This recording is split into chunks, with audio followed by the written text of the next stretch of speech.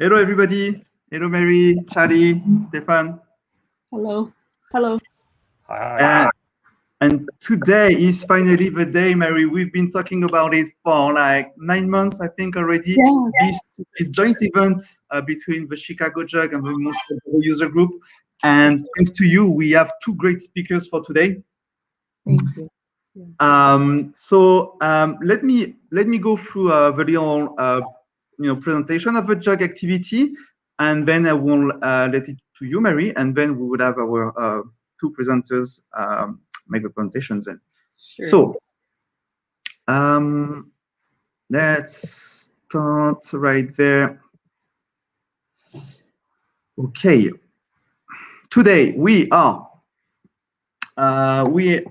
hosting Stefan and Charlie, both from Oracle and both engineers on the OpenJDK projects, G1 to Infinity and beyond, and also recent Java performance musings will be their two presentations for today. A quick note about the team organizing the Montreal Java user group. Of course, you all know Henri, Rohan, Xavier, myself, Marion, and David. We are super thrilled today to be hosting this event. I would like also to add some quick notes about our sponsors. Big thank you to Banque Nationale, Adaptive, and Aditya. If you want any information about what we do with the sponsoring, usually we buy stuff for the Devox for Kids Association for robotics and also workshops for children. But if you want more info and if you want also to participate and become a sponsor to the Montreal Java user group, please send us a note to info@montrealjug.org. I would like also to introduce our next event is going to occur this month on Tuesday, the 26th of October at 12 p.m. EDT. It will be Bruno Borges from Microsoft talking about how Microsoft actually embraces OpenJDK and how they use actually JLink for creating custom runtime for Java applications. Also, the month after, so this is going to be in November, en français s'il vous plaît, initiation au développement de plugin IntelliJ with Jonathan L'Hermitage, who will be joining us virtually from Lyon, France. Our guest speakers are Stefan and Charlie Hunt. I will also, Marie, let you introduce your jugs right now. Just notice, please don't actually leave right after presentations. Why? Because we are going to do actually a raffle to win 2 IntelliJ licenses, both from the Montreal Jug side and from the CJUG side. Over to you, Mary.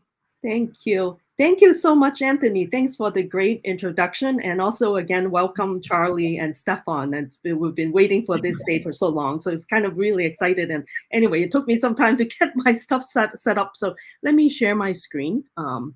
Let's see. It's my Chrome tab. Here we go. I think. Okay, everybody can see my slides, right? The Chicago Java Users Group. We have this template, so I'll be quick, kind of go through that. So welcome, everybody. And just wanted to kind of welcome everybody and remind you that for Chicago Tech Slack, you can all sign up for it. It's not just for Chicago. It's kind of open to all. We also have Java off heap. And then also please join us on the meetup.com. And again, we're very happy to have the Montreal Jug with us today. So. And follow us at CJUG for our Twitter. And also, we have our chat channel on Discord as well. So it's also on our meetup page. So please join us, for the discussion. And Charlie and Stefan, if you'd like to join that for more conversations after, you're welcome to. And then some quick community info too. CJUG is a community partner of the following groups and events. Ongoing is the Virtual Jug North America. Then there's also on October 23rd and 24th is MapCon. They would like us to help them advertise, even though I think most of us do not speak Mandarin, and I speak kind of broken Mandarin. So they like to invite us. There are some free tickets too, if you like to be attending that. It's all virtual. Then there's October 28th is the all-day DevOps. It's 24 hours of non-stop talks. So let me know too if you like any kind of special deal too. I have that. And then December 8th to 10th in Chicago, we'll have an in-person conference, jconf.dev. So please consider joining us. And for CJUG, and now we're extending to members of the Montreal JUG, please use 20% discount code over here that I'll be sharing this slide deck too, so you can look at it after too. Upcoming meetups and events on October 28th, and in-person and online hybrid meetup, we'll be having Pratik from Azul. That this will also be part of the Fuji Java 17 tour. Upcoming meetups too, in actually in more November now. It's will be Axon IQ. They will be talking something on event messaging and Fusion Auth on JSON Web Token. And we're still working on some meetup that we'll be having. So if you're interested in speaking, send us email at present@cjug.org. Is welcome to everybody too. And Jobs Board, we have a CJUG group on LinkedIn. So please consider joining if you're interested. Then gold sponsor for CJUG is JFrog. And now just a quick introduction, right? Again, we have Charlie Hunt, quick thing, Chicago's very own Java performance guru. And Charlie did the last talk like 5 years ago. So we're so happy to have you back again. And then he's a principal software at Oracle. And from the very early days of Java at Sun and JavaSoft, he has led performance work also at Salesforce and Motorola previously. He's also principal author of the Java Performance Book 2011, right, book on Amazon Book Club. So essentially, here is kind of printing out kind of strange. But anyway, I just wanted to put a quote that James Gosling has highly recommended this book. So the definitive masterclass in performance tuning Java applications. If you love all the gory details, this is the book for you. So sorry again for the formatting. Then now we also have Stefan Johansson. He's a principal member of technical staff, a HotSpot GC engineer at Oracle. He was previously with Oracle BEA, and your projects previously included JRocket Virtual Edition, a single-purpose OS made for running Java, and also InfiniBand messaging for Java and coherence. So with that, I wanted to welcome again Charlie and Stefan. This stage is all yours. So. Okay. Thanks, Mary. I will start off, and I will start by sharing the screen.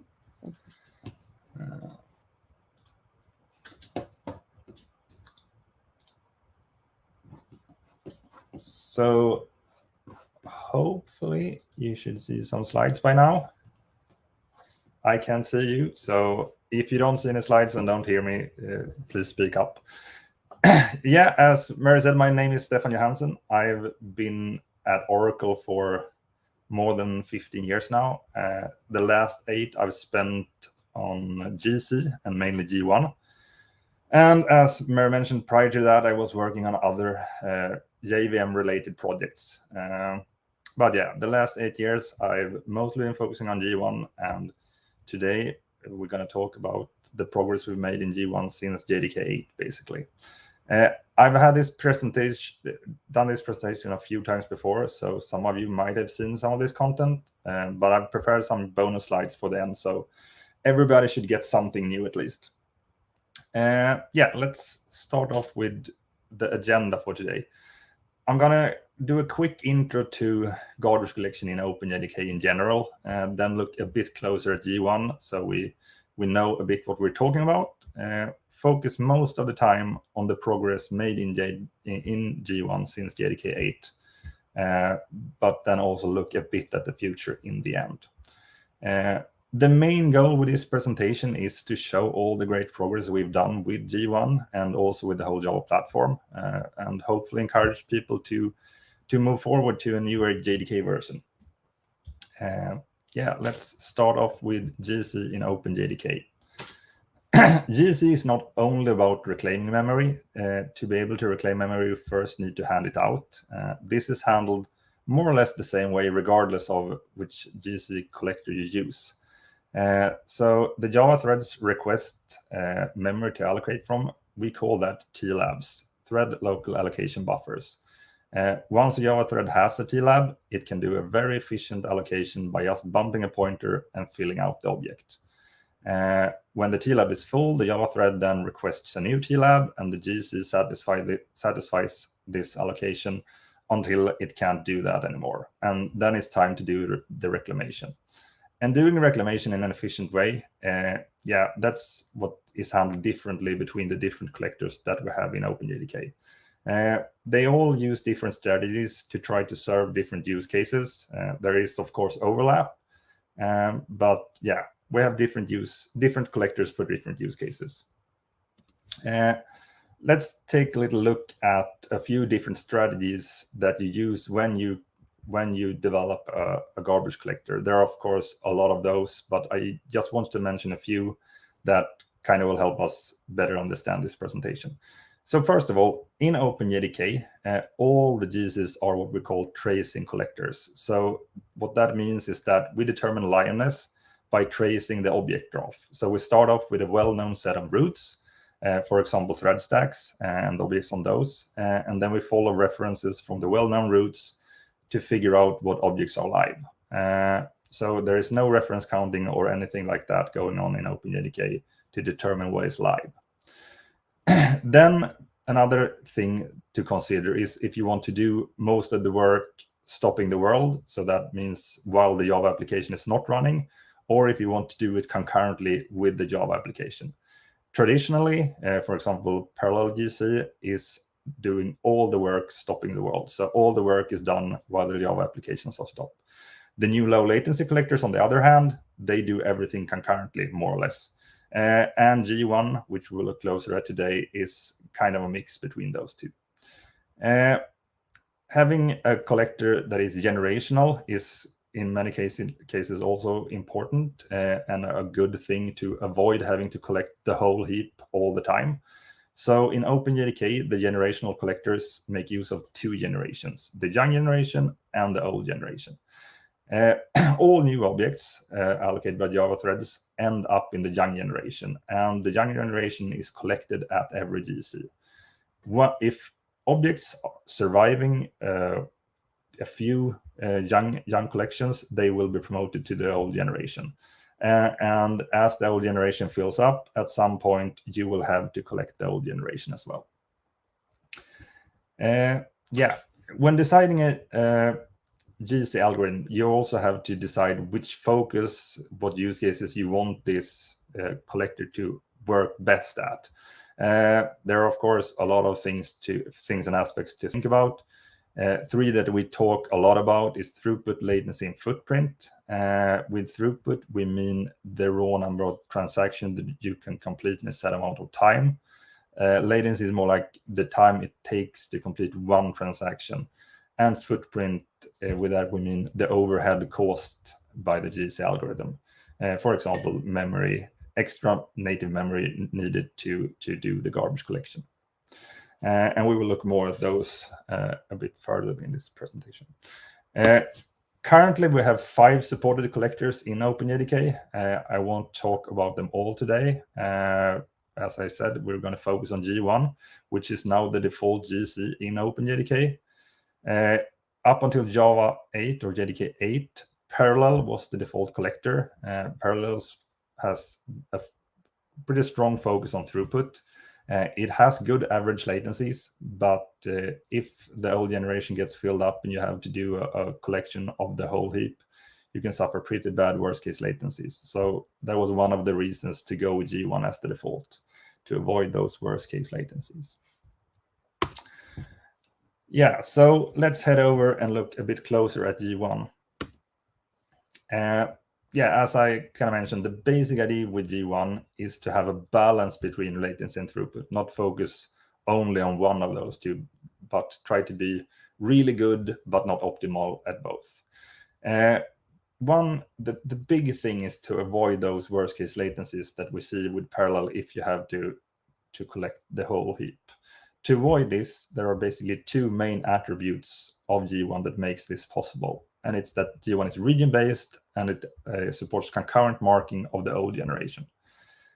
Being region-based basically means that we divide the heap up into a fixed amount of regions with a fixed size.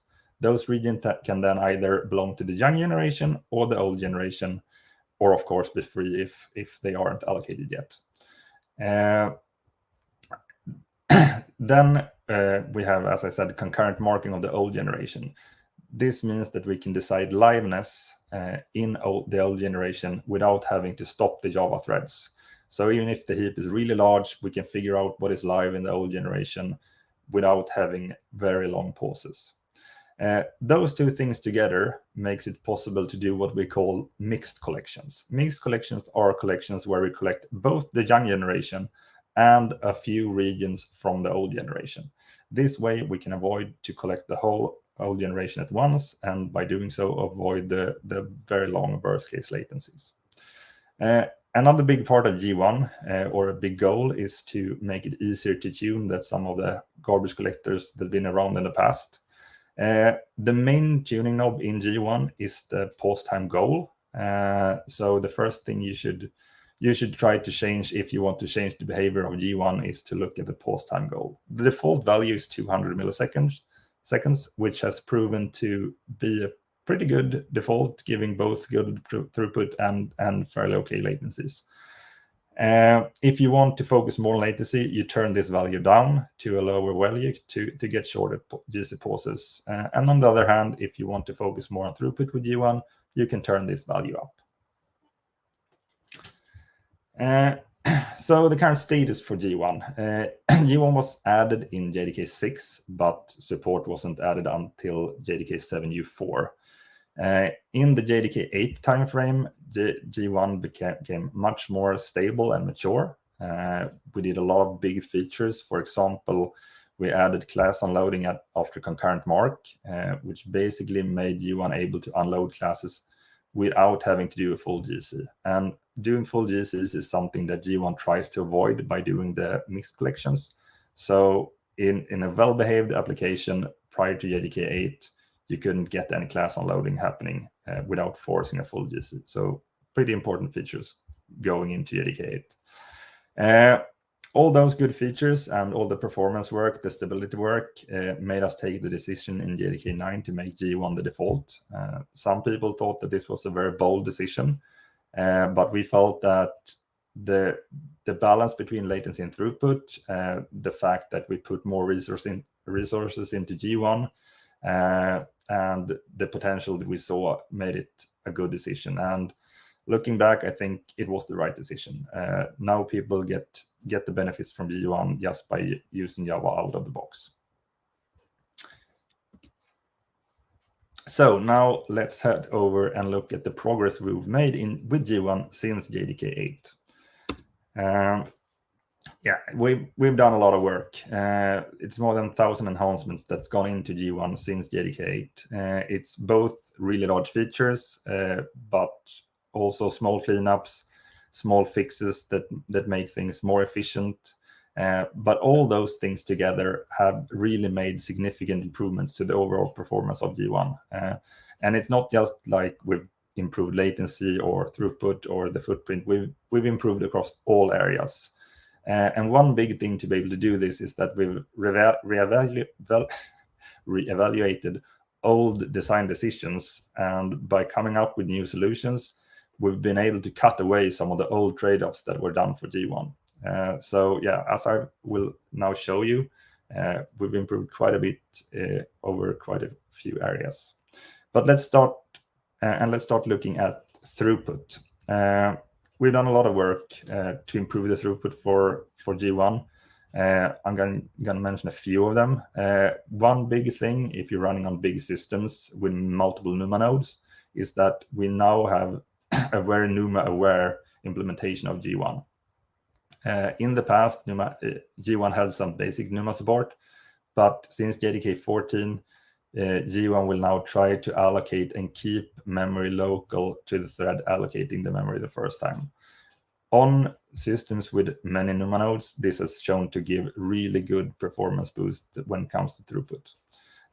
So if you're on such systems, you should try G1 in a new version. It's really good.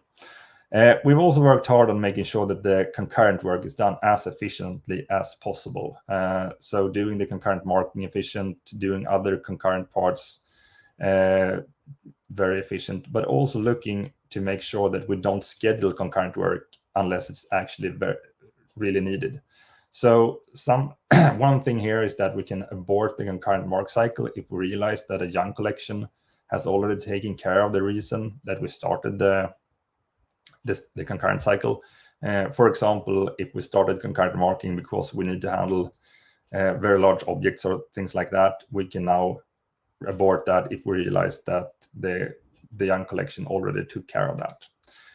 And this also helps the throughput by not using the CPU resources for doing unnecessary work. The last point here, adding a parallel full collection for G1 was done in JDK 10, and that can also be seen as a latency improvement because it improves the worst case latencies. But since the collector also gets a lot fast, the whole collection gets a lot faster, will give it more time to run Java, so it becomes the throughput feature as well. It also helps if you want to tune G1 to a more throughput oriented way, because then you might run into more full collections, and having a parallel version of that makes G1 more on par with parallel GC. So let's take a look at how this looks for a pretty well-known benchmark in the Java world. I'm using SpecJBB 2015. As I said, it's a standard benchmark. Here it's run with a 16 gigabyte heap and without too much tuning. I run with large pages and I run with NUMA enabled, just so we see the performance boost given by the NUMA feature. When you run SpecJBB 2015 in compliant mode, you get two results, one raw throughput metric and one metric which is throughput under latency requirements. The measurement we look at here is the raw throughput one. So as you can see in JDK 8, parallel was ahead of G1, not too much, but a little. But going forward through JDK 11 and JDK 17, the performance improvements in G1 now makes it a lot faster than parallel in JDK 8. To be fair, parallel has of course also become better. So in JDK 17, parallel is better than it was in 8, but it's actually not as good as G1. It's not far after, but G1 is ahead. I should also mention that these improvements are not only from the things we've done with GC. The whole Java platform has become much more efficient over the last few releases, and things like compiler improvements also help this result. But making sure we keep out of the way with the GC, making sure that the pauses are short and the concurrent work is efficient really helps the overall throughput as well. Yeah, let's head over and look a bit at what we've done for improving latency. When it comes to latency, it's basically two parts. It's, of course, keeping the pauses short, but it's also making sure that they are predictable so that we can keep the pause time target set by the user. To make sure that the pauses are short, we've worked really hard on improving the parallelism. So we've made sure that almost all the phases in the GC can be scaled up to use multiple threads if needed. This wasn't the case back in JDK 8, where a few phases were always done single-threadedly, and this is really bad if you scale up the heap size. We also worked hard on making sure that the processing itself is efficient. So it's everything from processing the internal data structures of G1 to process Java lang references. So yeah, we worked hard on making sure that everything is done as efficient as possible. When it comes to the predictability side, we've worked hard to make sure that the pause time predictions are as good as possible, so that we can decide how many regions we're able to let the Java threads allocate before doing a collection. Because if you don't predict this in a good way, you will have a very flaky pause time curve. So you'll go up and down. Another thing to be able to keep the collections under the pause time target is a feature that we call abortable mixed collections. Abortable mixed collections is a way to not collect all the old regions in a mixed collections that you planned to collect. So if you realize that, oh, we're about to break the pause time target, you can be able to abort the last part of the old regions in that collection. So this is really good to help keep the pause time target as well. let's look at the SpecJBB results from the latency perspective. So this is the latency or throughput with latency requirement metrics that I mentioned. Still with the same setup, 16 gig heap, not too much tuning. The difference here is that the improvements we see are mostly caused by the changes that we've done in G1, because a lot of this score is due to GC pauses, because those affect the latencies the most in this benchmark. So as you can see, in JDK8, Parallel was better than G1, even from a latency perspective. So it was the right thing to have Parallel the default back then. But going forward, G1 goes past Parallel and is now way better than Parallel. Even if Parallel has also improved, it's not as good as G1. One fun thing to show here is also how easy it is to tune G1 to give better latency scores. So the bar to the right here is G1 with a pause time target of 50 milliseconds instead of the default 200 milliseconds. And by doing that, we can push the latency score even higher. If we do this, we will get a lower throughput score. So you need to make sure that this is what you want to do. You need to trade some throughput for better latency. But that's pretty usual when it comes to GC, that you have to trade something for something else. Let's also look a bit at how the pause times has progressed over these releases. I'm still using SpecJBB 2015, but not the compliant run. Since the compliant run is done with a varying load, it's not fully deterministic. So comparing pause times between runs isn't totally fair. So instead I run at a fixed injection rate at about 60% of the max, still using a 16 gigabyte heap. But doing this, we can see that even in JDK8, the pauses are well below the pause time target of 200 milliseconds. But going forward in JDK11 and JDK17, we've been able to push the pause time down pretty amazingly. And even the P99 pause time is just above 100 milliseconds. And also to show, if you want to do some tuning, if you add the pause time target to be 50 milliseconds, we're able to push the average down below this number. But we still have some work left to do to be able to even push the P99 pause times down below this limit. When we're talking about low latency, we have to mention the new low latency collector that we are building at Oracle, ChicagoJUG. One of the main goals with ChicagoJUG is to provide sub-millisecond pauses, and with JDK17, this is achieved for a lot of different benchmarks. SpecJBB 2015 is no exception, and as you can see, the pause time are extremely impressive here.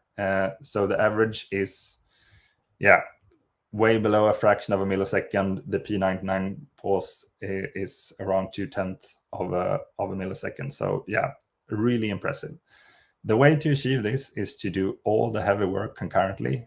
So everything from scanning the thread stacks to doing the actual compaction is done while the Java application is still running. So if you care a lot about low latency, you should certainly check ChicagoJUG out. It is really good from that perspective. The last part I want to talk about when it comes to improvements is footprint. And this is something that in the past, in the JDK8 timeframe, we heard a lot of problems with people running G1. They got good latency and things like that, but the memory overhead seen with G1 was pretty bad. The main reason for this was the remember sets. And you might ask yourself, what are remember sets? That's a good question. The simple answer, it's the internal data structure in G1 that is needed to be able to collect the region. So for young generation regions, you always need to have remember set. For old regions, you need to have remember sets when you're about to do mixed collections. In the past, before JDK11, we always kept all remember sets around. So even if we were not doing mixed collections, we made sure that the old generation remember sets were up to date. And this really wasted a lot of memory. In just a minute, I will show you just how bad this was. But in JDK 11, we added a feature called rebuild and remember sets concurrently, which basically is after the concurrent marking, we rebuild the remember sets for the old regions that we will collect in the mixed collections. So we don't have to keep them around during the young only phases. And yeah, this gave some really good improvements. After that, we also worked hard on trying to improve the ergonomics around the sizing of the remember sets. Since we don't have to keep them around the whole time, we could shrink them down and really push the memory usage down quite a bit. I also want to mention that we've improved the way G1 can return memory to the OS. Prior to JDK 12, G1 could only return heap memory after a full collection. And as I mentioned, G1 tries to avoid full collection as much as possible. So that basically meant if you grow the heap, you will never shrink it and return memory to the OS. We changed this in JDK 12, making it possible to return memory after the concurrent marking as well. This, together with the possibility to schedule periodic concurrent cycles, can really help out running G1 in memory-constrained environments, and if you have an application that might have a idle state or something like that. So that's something to try out. But yeah, let's take a look at how we improved the remember sets. Here I'm not using SpecJBB 2015 because that's a pretty nice benchmark when it comes to having a lot of objects in the old generation. So instead I'm using a stress test that we call the Big RAM tester. I'm running it with a 16 GB of heap, and it really stresses the internals of G1. As you can see in JDK 8, the extra native memory usage that we needed to be able to cope with this benchmark was around 4.5 gigabytes. So more than 25% extra memory needed for a 16 gigabyte heap. That is really bad. I totally understand people complaining about that. With rebuild remember sets concurrently in JDK 11, we were able to push this down to around 3 gigabytes. Still not very good, but a lot better.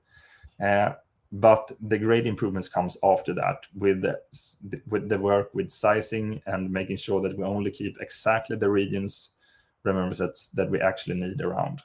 So in JDK 17, we're down to below 10% overhead, which is really nice, I think. And the good thing here, we didn't have to trade away anything. The throughput and latency is also better. So just for fun, the average pause in JDK 8 in this stress test was around 2 seconds.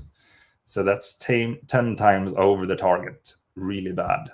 In JDK 17, we're still above the target, but we're down to around 300 milliseconds. So we've improved quite a bit when it comes to the pause time in this benchmark as well.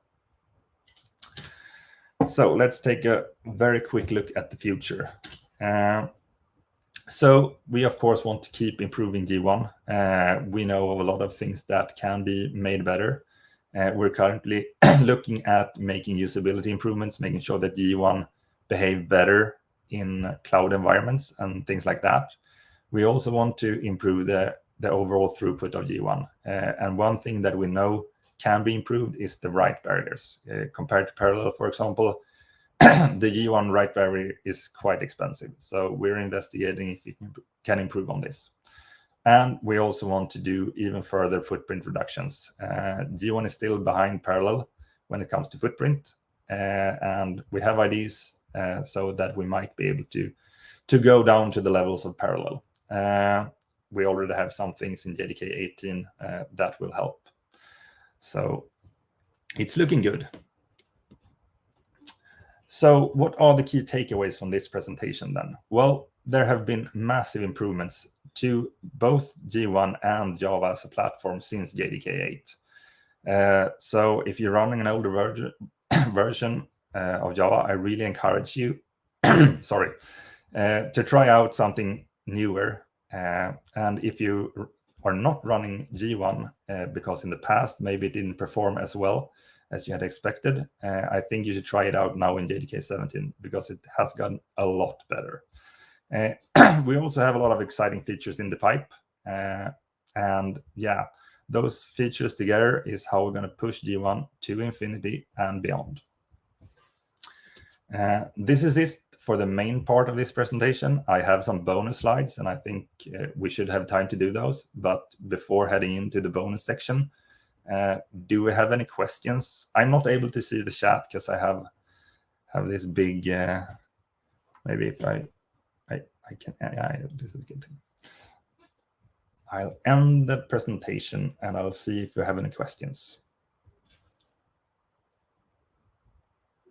No questions in the chat. Do we have any other questions?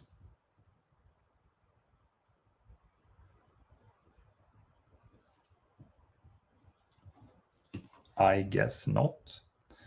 Then I will continue here. Wait, Stefan, I think there was just a question from Vasil on the chat. Cool. I wonder why I can't see it. I see a private chat. No, you can go to the normal chat. He just posted it. Wait, I think I even can. Yeah, can you see it now? It's in the main screen. No. I'm actually not an expert in CMS. I never worked on CMS that much, but the card tables, we have card tables for G1 as well, and I expect that they are used in the same way. So card tables are, I guess, if the remember sets is a way to not have to scan the whole card table. That's kind of a simplified view. So instead of having to scan the whole card table, we record if something is dirtied in the card table, we put that card into the remember set so that we don't have to look at the whole card table to figure out which cards we might have to scan to get the references into the collected generation. So it's not exactly the same thing, but they are connected. I'm not entirely sure how CMS handled that, if they had something similar to the remember set, or if they scanned the whole card table to figure out where to find things. Hope that's a satisfying answer. Thank you, Stefan. I think we have other questions. Actually, in the chat, there is one from Mathieu. He's wondering if the code for the stress test is public. I would love to answer yes. We've looked at doing it public in the past. It is public in that sense that it's attached to a JDK bug, but we can't make it part of the. I'm not sure how much. Yeah, I'm not a lawyer.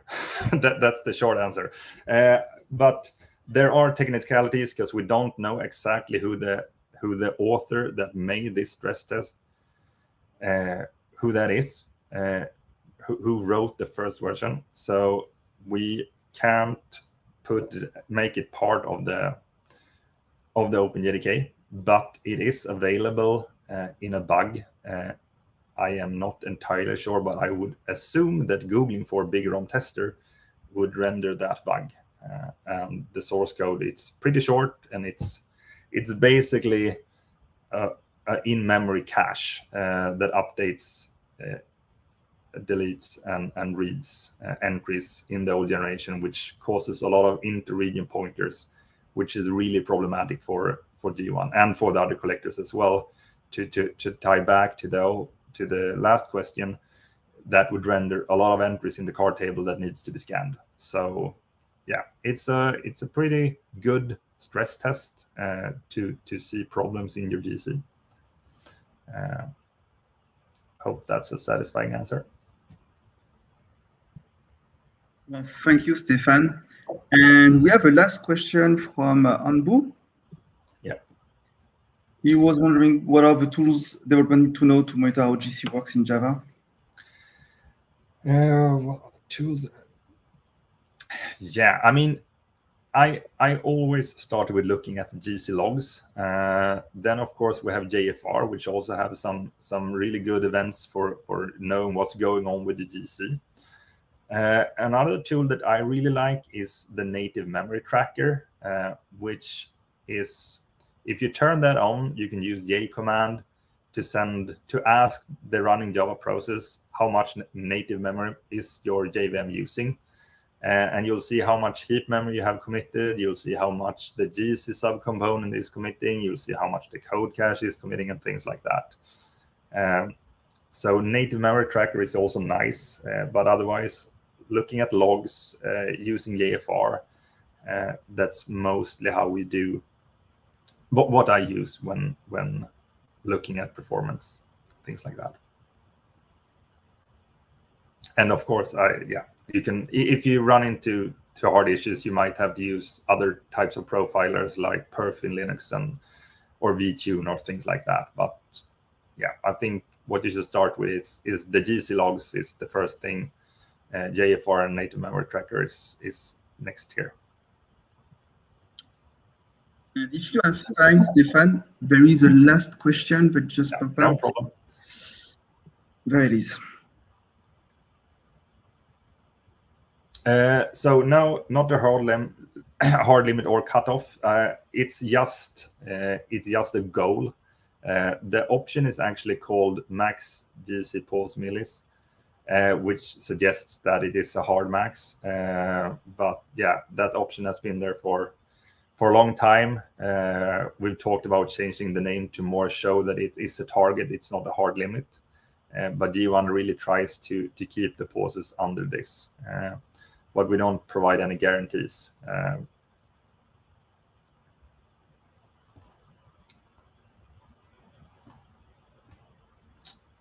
Cool. Yeah, so unless we don't have any more questions, I think I will do my bonus slides before letting Charlie take over.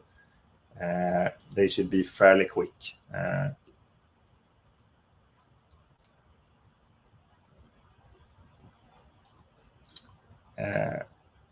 So you can see this, I hope. So I call this part GC to infinity and beyond. And this is basically more or less the same scores that we've looked at, but for parallel and ZGC as well. So these are the three GCs that we focus our development today. We, of course, also have serial that we support at Oracle. But we're not doing a lot of new development on serial. Serial is still good if you want something with very low memory overhead, where you don't expect too much easy work to be happening, or if you have a really small heap, then serial can be a good choice. But yeah, parallel, G1, and ZGC are the collectors that we are focusing on. And this chart is showing the collectors compared individually. So we're not looking at raw numbers, but the first version of a collector is what's the baseline. So as you can see here, Parallel has also improved quite a bit when it comes to throughput since JDK 8, and not as much as G1, but it's not far behind. And if you want to tune G1, you can in many cases achieve better throughput than G1, but out of the box, G1 is doing a pretty good job. And the numbers with G1, I won't mention these a lot because it's basically what you saw already in the presentation, but presented in a different way. When it comes to ZGC, the raw throughput is not as good as with Parallel and G1 in all setups. But if you give ZGC enough headroom with the heap, it will be really good when it comes to throughput as well. And as you can see, between JDK 15 and JDK 17, the throughput improvement is almost as big as it was for G1 between 11 and 17. So they are doing some really good work with ZGC to improve the throughput as well. And they're currently working on making ZGC generational. So yeah, that will improve the overall experience of ZGC as well. If we then look at latency for those three collectors, we can see that G1 is the one that's improved the most compared to itself. Parallel is not far behind, while the improvement for ZGC isn't as big between 15 and 17. And that might suggest that Parallel or ZGC isn't that good when it comes to latency.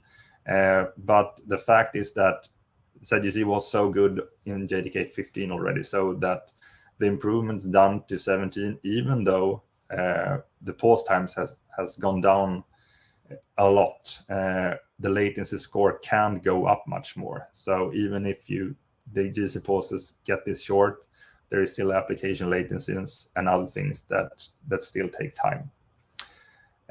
So if we then look at pause times instead, again, a bit strange, but normalized to the pause time in the first release, we can see that for Parallel and G1, we've done great work. We've cut down the pause like 30 or 40%, but it's not not close to ZGC, where we see like 10x improvement, which is it's impressive. And the big reason here is that in JDK 15, ZGC had to still scan the thread stacks inside the pause, but now with JDK 17, it was actually added in 16 already. The thread stacks are scanned concurrently, and that's the way to achieve those extremely low pause times. And if we look at the raw numbers, I have to use log scale here to be able to really see ZGC in the same chart as G1 and Parallel. Still, it's a bit sad because it looks like Parallel and G1 hasn't improved that much, but the improvements there are quite significant as well. As you can see, the P99 pause time for Parallel has gone down 40 milliseconds from JDK to JDK 17, which is pretty great. And for G1, it's even more, like 70 milliseconds. And I mean, for ZGC, it's only 1 millisecond better, but it's a 10x improvement. So really impressive there. This is also pretty nice to see. So if we add one extra bar here, so the first runs are done with a 16 gigabyte of heap as the other charts that are presented. But if we add a bar with 128 gigs as well, out here to the right for each collector, we can see that for ZGC, scalability is not a problem. So the pause times aren't affected by the heap size. While for G1, G1 is still handling this good, but we still see a bit longer pauses when we grow the heap size. And Parallel is having even a harder time, but still not falling off the cliff. So I think all the collectors do a really good job scaling up, but ZGC is built with this in mind. So scalability and low latency is really what the aim of ZGC is. So the last chart is footprint. This time I am using Spec JBB 2015 and looking at the peak memory overhead during a run. As you can see, Parallel is doing good, has been doing good all along. Very predictable memory overhead. They have a few marking bitmaps that take up memory. They have a card table. But since no work is done concurrently, it's very predictable. As you can see in JDK 8, when all the remember sets were kept around by G1, the overhead was quite big compared to what was actually needed. So when rebuilding the remember set concurrently in 11, we're able to push the memory usage down 300 to 400 megabytes, which is very impressive and good. Looking at ZGC, you can see that it has the highest memory usage or memory footprint in this benchmark. And this is one of the things that you might have to pay to get those really, really low latencies. You have a bit higher memory overhead, but as you can see, the memory overhead is going down. So there is work going on here to improve this even more. So now you've seen a bit that all the collectors get good care and are improved. So G1 is very GC and OpenJDK is very much alive. So my last slide, if you want to stay informed and know what's going on, we have a few resources that I want to highlight. As part of the JDK 17 launch, Oracle launched a new developer portal at dev.java. So I really encourage you to go there and check out a lot of good resources for Java developers. And if you're interested in news and views from the Java team at Oracle, you should check out insider.java, where you can find blogs, presentations like this one, and JEPs and other things from us engineers at Oracle working on Java. A lot of good information there as well. If you're interested in joining the discussions around what's what's going to be implemented and suggest things, you can join the mailing list discussions on openjdk.java.net. If you're interested in looking at the Java code, so the JVM and the JDK, it's all now available on GitHub since a few years.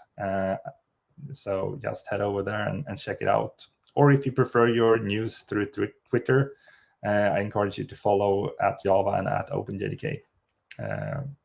Some good information there, basically sharing things from inside Java and stuff like that. Thank you very much, Stefan. I think we just have time. I mean, yeah, we're slightly running out of time. Just if you can quickly answer this question from Raoul. Yeah. Yeah. Slide 20. Let's go back to.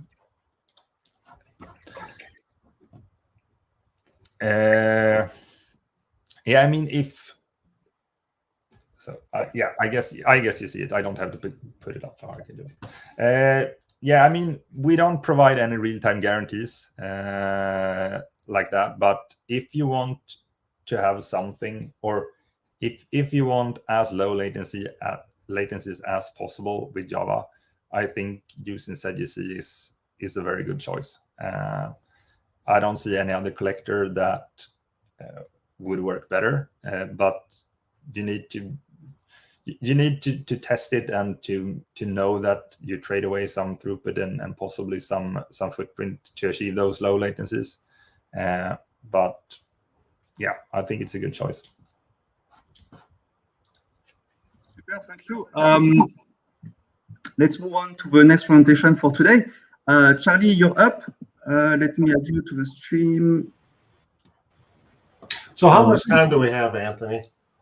That's a good question. I was going to give you some flexibility. If it looks like we're a little short on time, I wanted to give people plenty of time to answer, any question, Sure. for Stefan to answer any questions. We can always schedule me for a later date. I also want to give time. I don't want to see people leave and lose their opportunity to Sure. these licenses from IntelliJ. I mean, if you can, if you can wrap it up in 30 minutes, I think was super good. Okay, we'll see if we can do that. All right. Thank you. Sorry for that.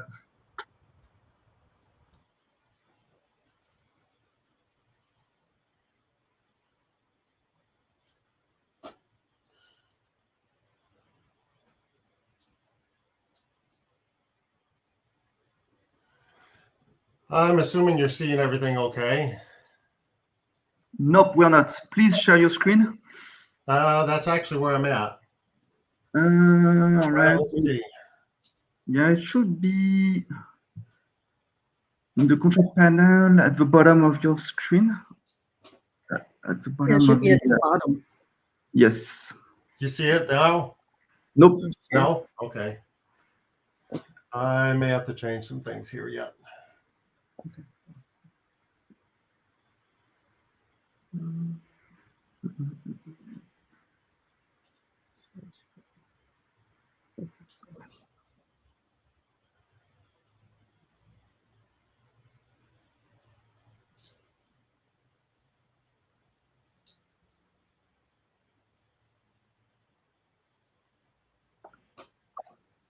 Anything now?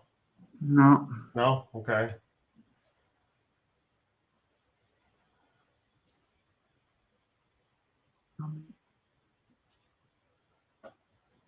Have you tried sharing your whole screen or just an application? Have you tried both? Yeah, I tried both the entire screen, the window. I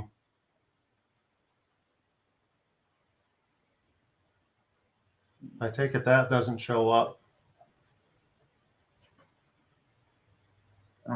It doesn't. Evidently not. Nope, not for now. Let me try switching over to a single monitor. Mm-hmm.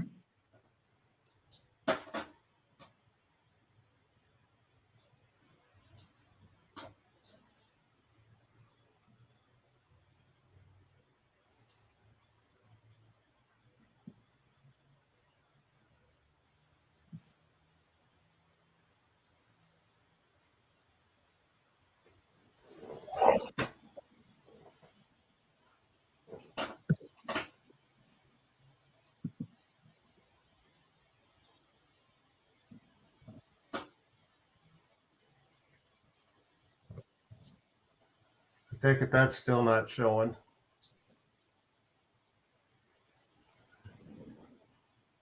Not seeing Nope. that? No, nothing.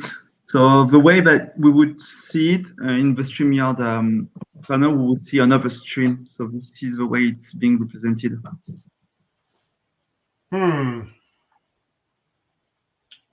Maybe we have found a bug. I don't know. Kind of weird.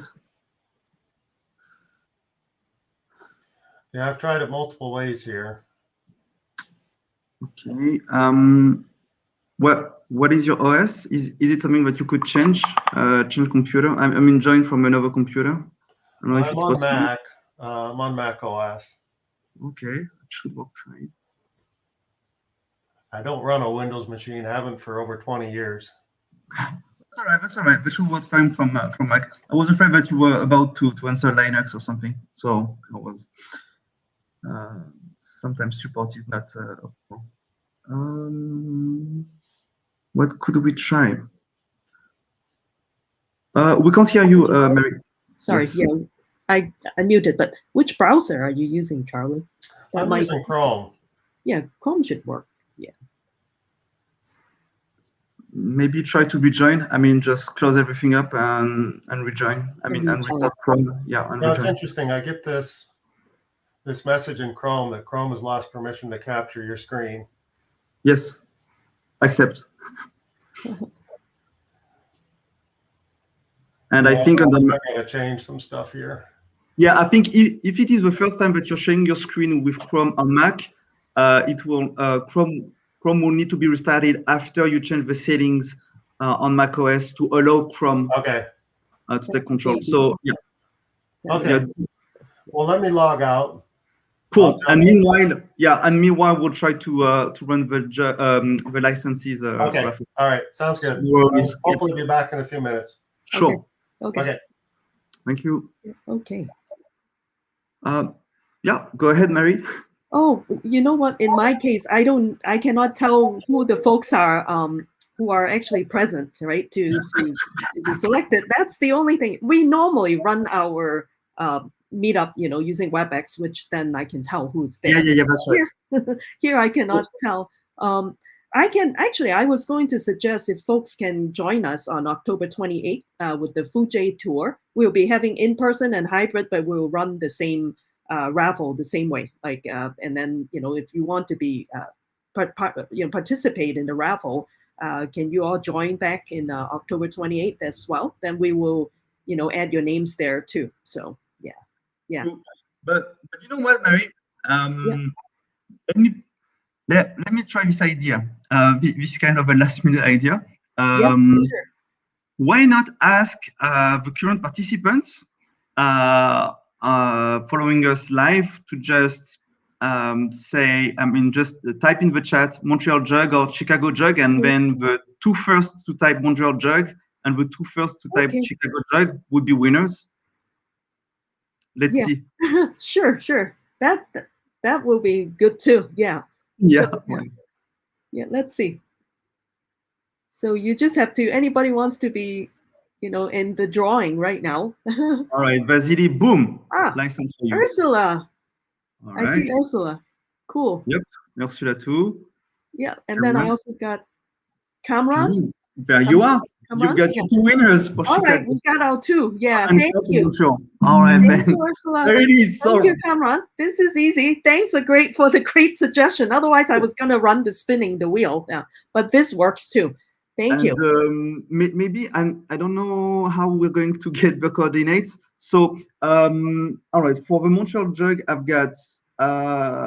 got Vasile was first, and then Vasile and Gustavo, I think, were the two firsts.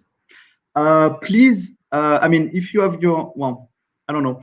Please let me know your coordinates. You can just send DMs to Twitter or on Slack, or just write an email to info@montreal.jug. Well, you know what? Yeah, let's do that. info@montrealjug.org. So that will be the email. And I don't know, how do you want to proceed, Mary, to find out their Sure. coordinates? No problem. I normally would ask folks to private direct message me on the meetup.com, or if you're on Discord, also message me on Discord too. So either way. So yeah. Let me see. Yeah. Let me kind of post the Discord. I have so many windows. It's kind of sometimes a little slow in kind of getting all of our stuff out. And I'll give my Discord invites. Okay, folks. Too many things going on. Let me grab my stuff here.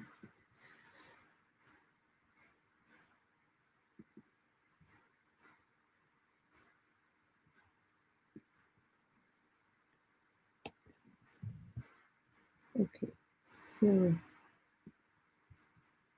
CJUG Discord, if you'd like to join.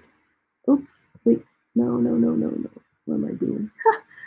I guess it's the wrong thing. Actually, nope. I guess my system is slow too. I cannot actually delete that, right? Okay, well, I copy, but that didn't work. I guess my copy didn't work. There's been some issue with my keyboard in here. Maybe send it to me over on Slack, and I will paste it. Sure. Okay. Let me do this. Okay. That might work too. Okay, again, CJUG Discord. Here we go. I was like typing, copying, Yes. typing, and then yeah. So now it gets what? Okay. Good. Yeah. But I could not actually remove that other ones because it's going to be confusing on the chat there. Yeah, but yeah, you're right. I don't think we can. Yeah, we cannot, but that's all right too. That's a wrong thing. That's pretty obvious. That's pretty obvious. Yeah, some previous buffer get copied in. Yeah, so I guess that's the challenges. I don't know how we can kind of change, right? I mean, we're like so busy today. I have like 10,000 different things. I like to be able to partition all of my desktop, for doing different things, accordingly. But now, in my Chrome tab, everything's mashed together. So yeah. This is a big day, actually. Even presentation-wise, there is the second day of KubeCon happening right now, but I started 1 hour ago. So yeah, it's definitely a busy day. Yeah, very busy. Exactly. That's what I'm doing. I'm actually speaking tomorrow at KubeCon, but it's at the virtual booth. So yeah. Yeah. Oh, nice. Yeah. That's why I was busy. So kind of had to be busy and quickly come up with some title. You can tell as advocates, we just like, okay, let's do a talk, and we'll be ready the next day. So, but yeah. So yeah. So this has been awesome. This has been great. Yeah. Yeah. So far, so good. I mean, hopefully, Charlie's going to Charlie can get it. And you know what? I couldn't help but think that it's kind of October is.